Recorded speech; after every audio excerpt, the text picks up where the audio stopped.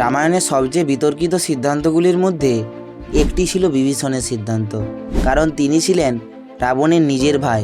তবু একসময় তিনি নিজের ভাইয়ের রাজ্য ছেড়ে যোগ দেয় রামের দলে। অনেকেই ভাবেন বিভীষণ কি তাহলে নিজের ভাইয়ের সঙ্গে বিশ্বাসঘাতকতা করেছিল? কিন্তু আসল ঘটনা ছিল একটু আলাদা। যখন রাবণ সীতাকে অপহরণ করে লঙ্কায় নিয়ে আসে, তখন বিভীষণ বারবার রাবণকে সতর্ক করেছিলেন। তিনি বলেছিলেন, সীতাকে ফিরিয়ে দাও, না হলে বড় বিপদ আসবে। কিন্তু রাবণ তার কথা একবারও শোনেননি।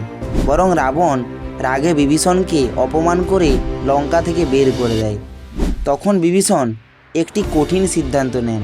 তিনি ভাবলেন, অন্যায়ের পাশে নয়, সত্যের পাশে দাঁড়ানোই বড় ধর্ম। আর সেই কারণেই তিনি যোগ দেন রামের দলে। শেষ পর্যন্ত যুদ্ধের পর রাম বিভীষণকে লঙ্কার রাজা বানান। এই ঘটনাটি আমাদের শেখায় কখনো কখনো সত্যের জন্য নিজের কাছের মানুষের বিরুদ্ধেও দাঁড়াতে হয়।